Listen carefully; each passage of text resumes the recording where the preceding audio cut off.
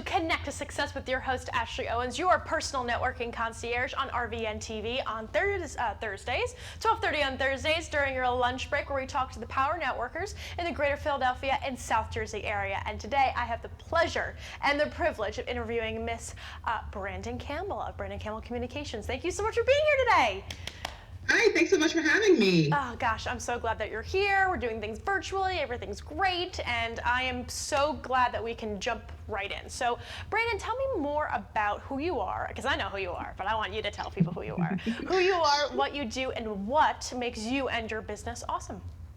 Oh gosh, okay, well, yes, I'm Brandyn Campbell. I run the cleverly named Brandyn Campbell Communications. Not the highlight of my creative skills with the naming there, but easy for folks to remember once they meet me. Mm-hmm.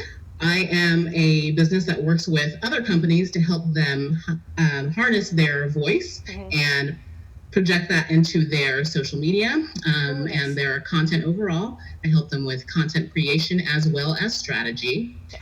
So I have been doing this for 2 years full time, but have done it on the side for about 10 years. Wow. And what makes me awesome, to my clients at least, is I deem my approach a pretty touchy-feely approach to social media.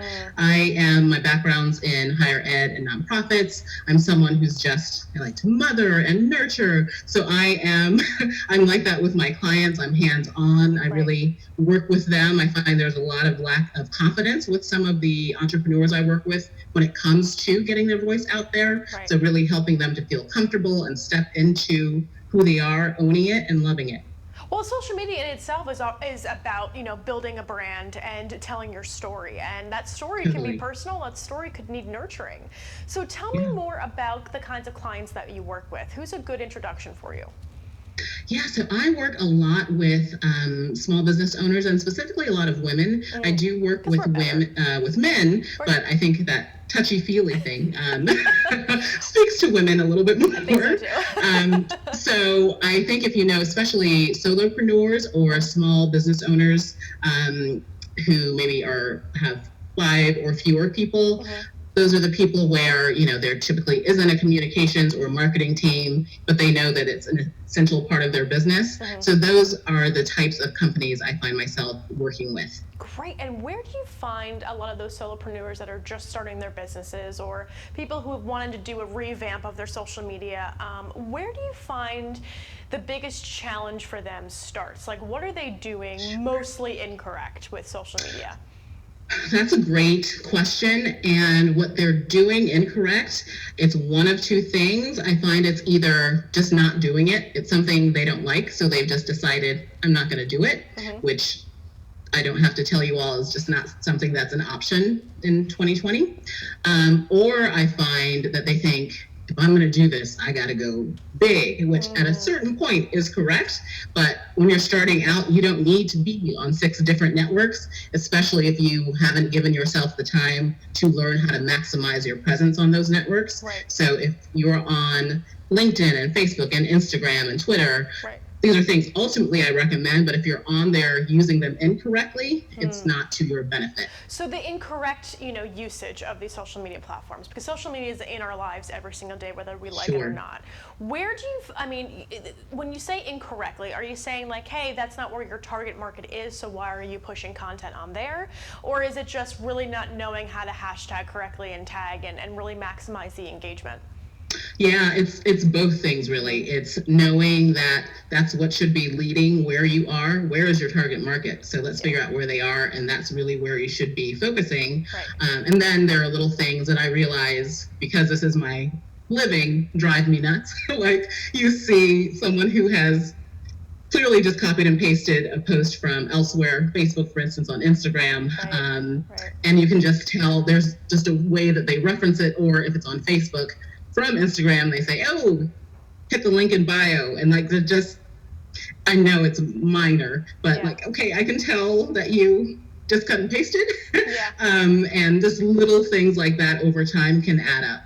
Right, and it becomes less authentic, right? So like, absolutely. Like I can tell you scheduled that message, and we all have to schedule because we don't have an infinite amounts of minutes in our days, Right. but like being mindful of those little things. Well, that's a great point. So if you're talking about scheduling, right? So if we can talk about tools and resources that are helpful, especially with your own social media, if you decide to, either use Brandyn or, yourself, especially as people are growing and starting their business, the funding may not be there, right? At the moment. Yeah, What absolutely. kind of advice would you give somebody who is just starting, who understands social media from a personal level, but then shifting that messaging to their businesses? What does that look like? It's a great question. That's where a lot of my clients find themselves. And in terms of the tools and resources, there are so many that you can try for free.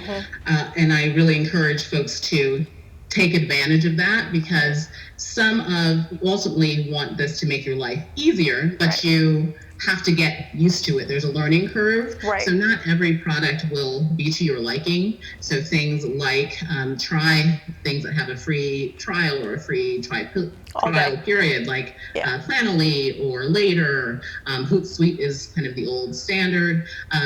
Just give them a try and see what's helpful. Right. And I think a really big suggestion for making your interaction authentic. It's fine to schedule your messages, but you can set a timer. I know we're all mindful of not wanting to spend all of our time on social media. Right. Set a timer for 10 or 15 minutes a day and hop on to your social media networks, have a look around. Right. If someone has engaged with you, engage with them by all means. Respond to comments. See who's stopped by to give you a like. See what they're about. And that's how you can really have that combination of not having it be a total time suck, but really putting yourself into it and being there and not letting everything just be automated.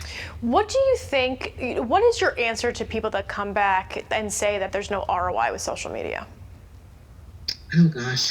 So a lot of the people who say that want to see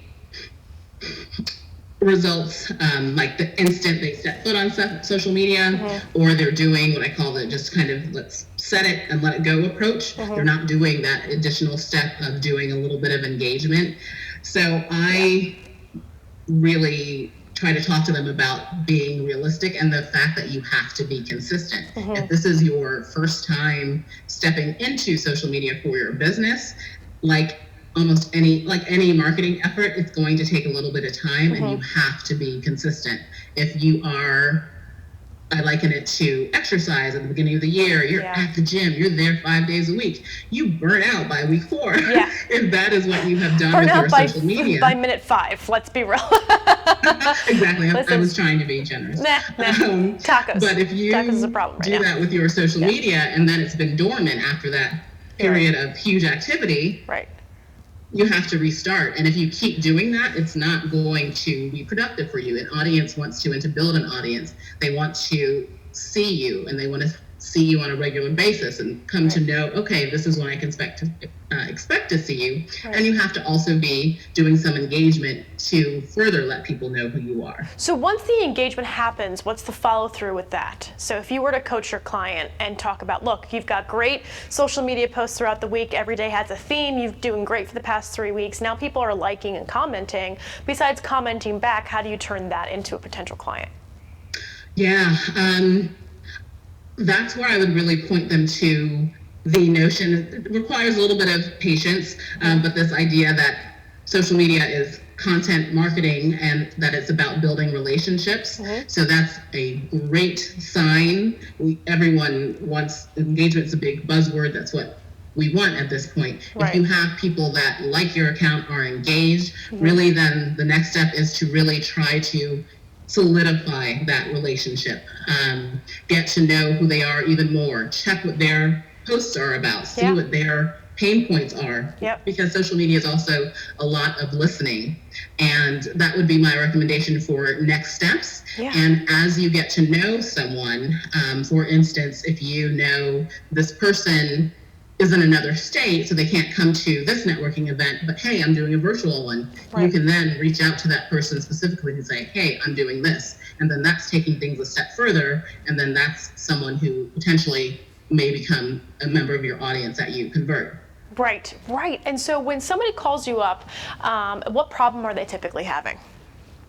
The problem they are typically having is that they know they need to have an online presence, but they are just so overwhelmed with everything. All the options, yeah. Absolutely. Yeah. And small business owners overall and solopreneurs in particular they're managing literally all of the hats there are to wear. Yep. And so they know this is this one thing that they've just been saying, okay, I'll get this next year, or we'll do this next quarter, and it just doesn't come to being, and they come to pass that they can do it on their own. Yeah. And they realize they need some help to do what they should be doing.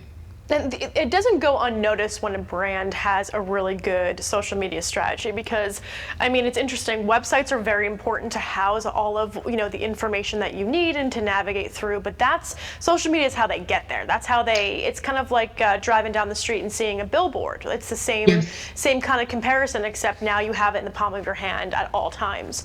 There is an ability to have it, to become overwhelming. But I think with the right branding strategy and the right social media strategy, people are then becoming more in tune with like what Monday's going to be, like Motivation Monday and like Tactical Tip Tuesday and all of these things.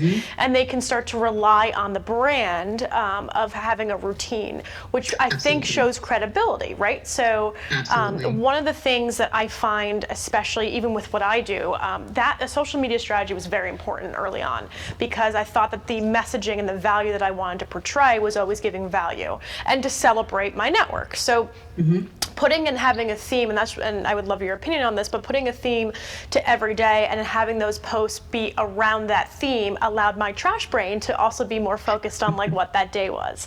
So I wouldn't talk about, Connect to Success until Thursdays, because that's when I'm here, when I can post and do things like that. And then Tuesdays would be like your tactical tip of the day. So it kind of allowed me not to be all so scattered, and it also kept me in tune with what people were looking for.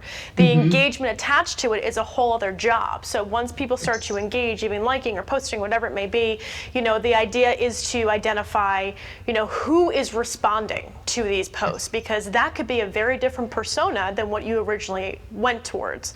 And then you shift, and then you change, and then you kind of work with the tides in that.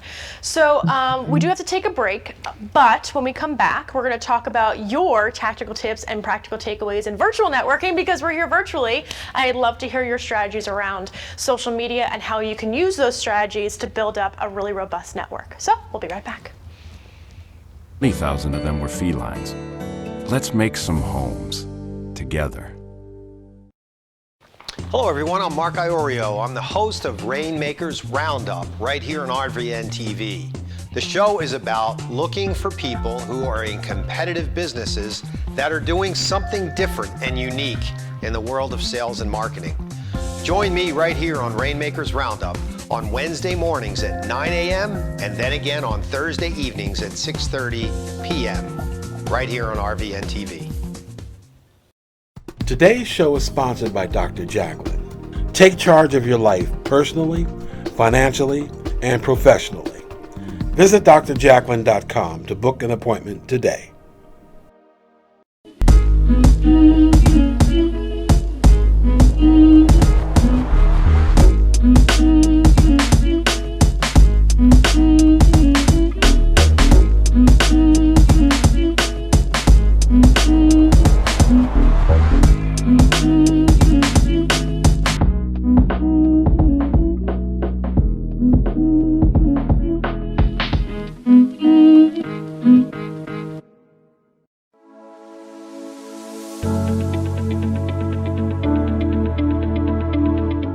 The session that we had with BCAT was really entertaining and enlightening. We were able to put together some very specific steps that we as individuals can take, and it was really fun to all come together and see sort of where we're going as a team and how we can all get there together.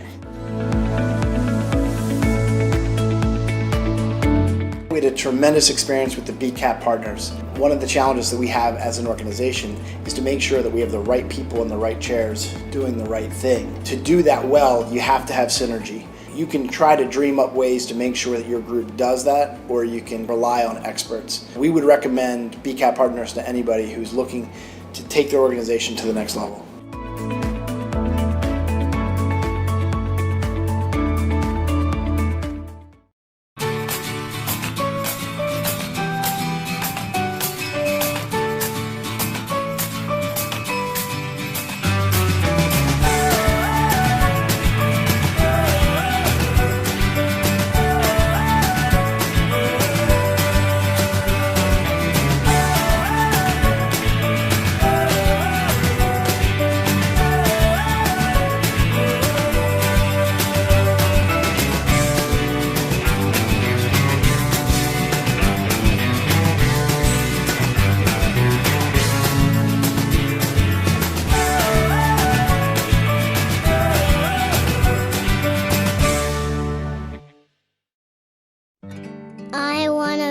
contender. I want a warm belly to sleep on. A big house. How do I look? Do I look good? I want to play.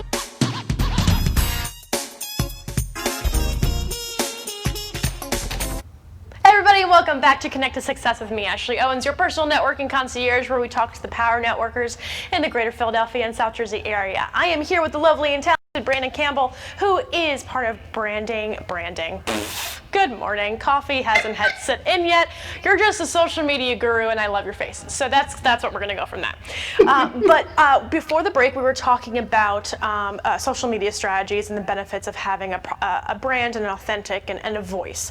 So since, on the theme of virtual, since we're talking virtually, I would love to hear your thoughts on different strategies that you would encourage your clients to take to really have a presence online and how to maximize that content marketing and building those relationships. And take me through some of your tips on engagement and what that means to maintain that network and to make it as fruitful as you possibly can.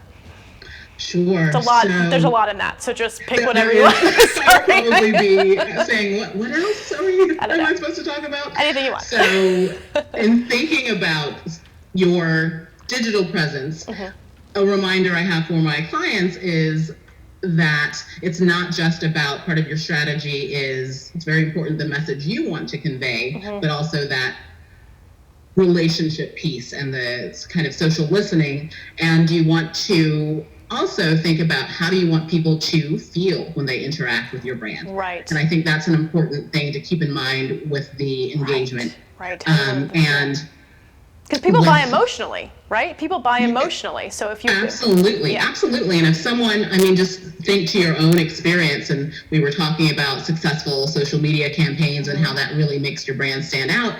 And a lot of multinational corporations, as well as smaller companies, use media for customer service complaints. And just think of how that can shape your focus. If you've reached out to a company on Twitter and they were really reactive and kind, that, you're like, okay, that's great. That's wonderful. And if you've had the opposite experience, that's going to stick with you. It's like having a bad review. What'd you say? It's like having a bad review on Google reviews. Absolutely. And you don't want that. So you always have to be mindful that just people are there. Isn't that a song? People are people. Yeah. All right, I need more coffee too. Should we start drinking? We should start drinking. Okay, just making sure. Good. But just being mindful behind these accounts are people just like you. And with the relationship building piece, I realize that I may be different from some of my clients in that I genuinely love and enjoy social media. Yep.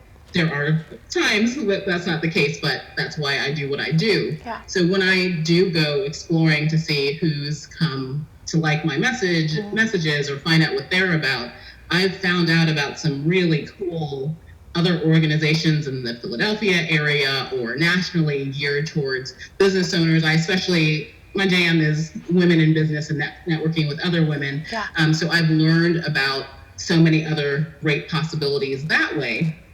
And it's helped me to build my own networks by then connecting, seeing what those groups have in terms of webinars or virtual networking events. It's really helped to open up what I know about organizations that I can be a part of. Right. And that's something I encourage clients to do as well, to just have some natural curiosity about who's in their social media network to help them expand personally and professionally. Because everyone's going into it and they're all stalking you before they even get a chance to know you, right? So and it's like your first impression. So like if someone were to walk into, let's say, a networking event and they're coming in a full tux or like a ball gown to a business casual event, you're gonna be like, okay, interesting, like to talk to you. I'm not sure why, but this seems like fancy. And then you've got the jabroni that comes in that has cargo shorts on and flip-flops with socks.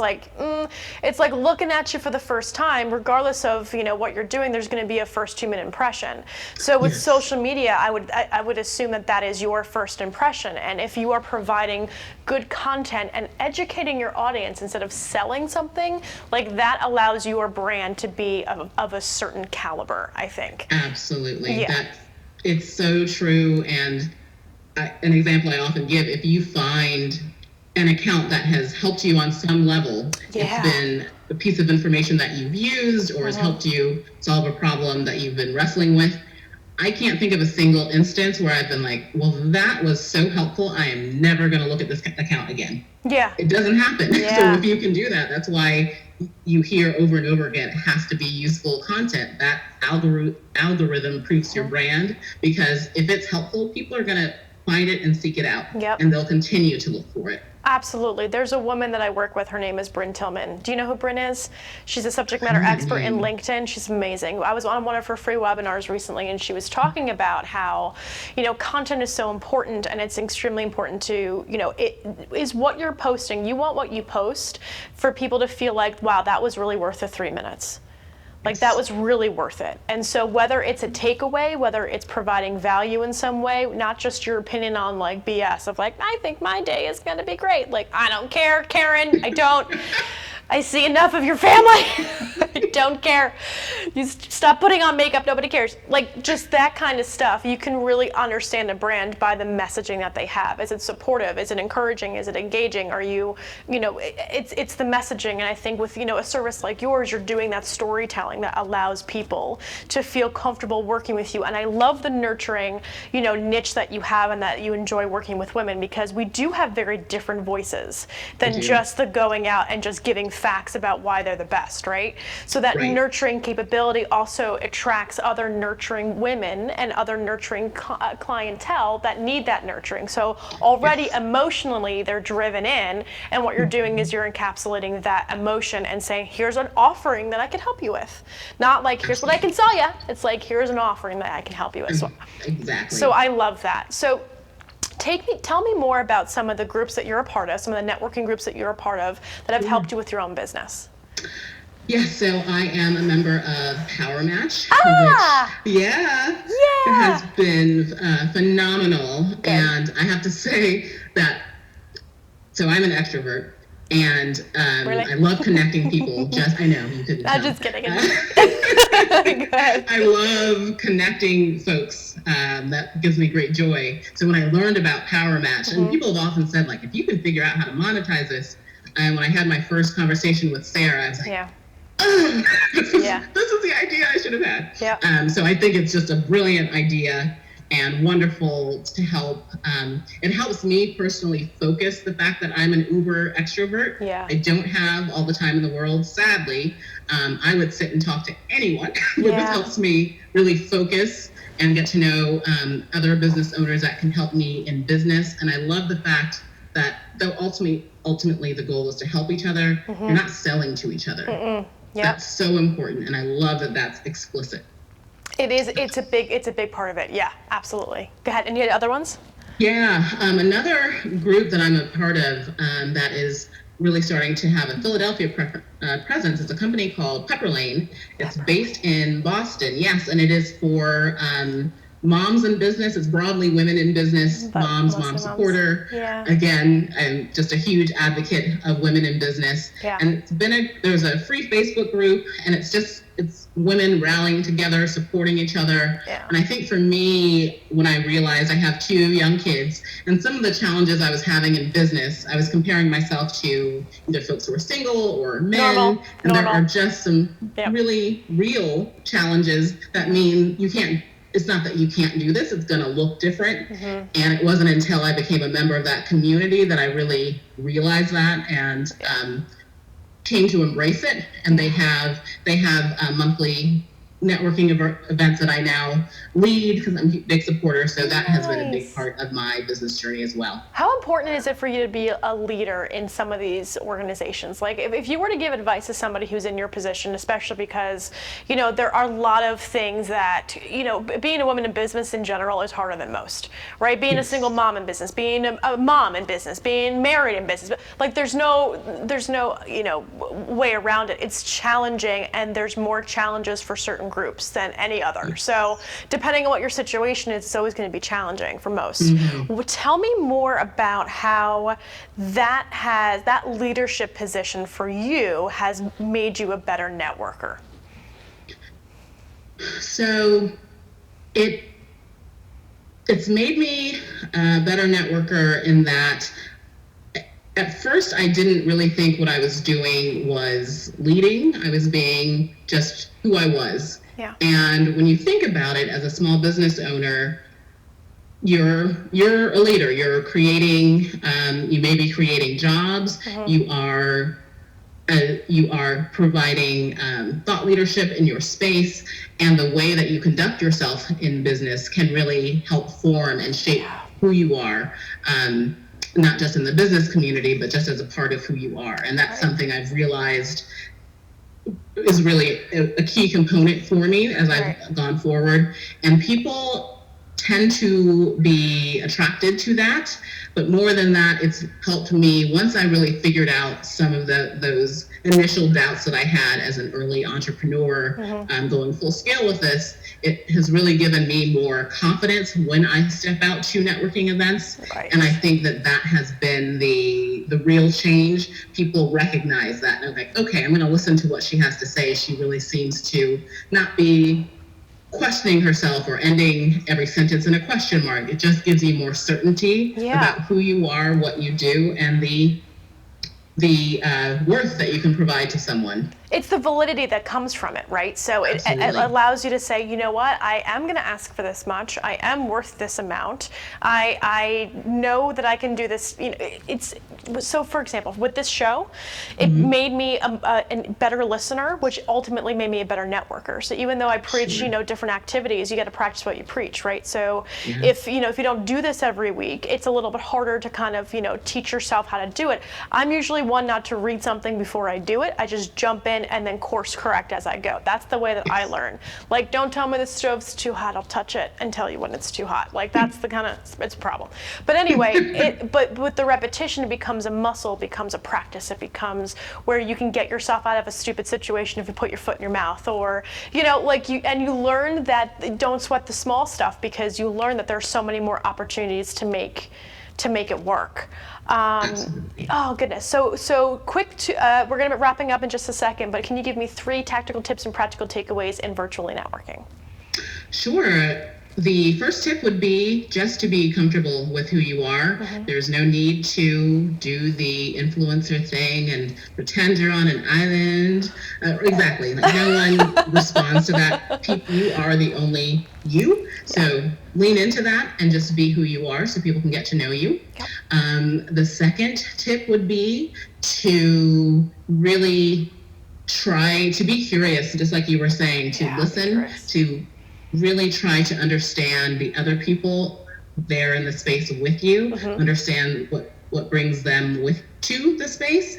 And that leads to the third tip, which is try to find points of commonality, because with networking, you don't want to be one and done. So if you're able to find something in common in your personal interests, professional interests, this can be challenging depending on the setting, but if you can find something that'll help you remember that person, it will help them remember you, and then that is how you can make a real relationship from something that just happened online.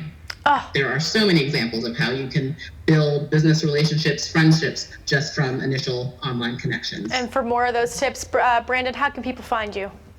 You can find me on Instagram at Brandyn Campbell Blogs. You can find me on Facebook at Brandyn Campbell Communications, and my website is brandoncampbell.com. Fantastic. Thank you so much for being here, love. I appreciate you and all of what you do, and thank you for joining me virtually today. Absolutely. Thanks for having me. You're welcome. For everybody, thank you so much for watching Connect to Success on RVN TV, 12:30 on Thursdays during your lunch break, where we talk to the power networkers in Greater Philadelphia and South Jersey area. I'm Ashley Owens, your personal networking concierge, and if you would like to be a guest on the show, make sure you email Ashley at ashley@assist.com. Love to have you come on and talk about your tactical tips and practical takeaways in networking. We will see you next week. Thanks. Bye-bye.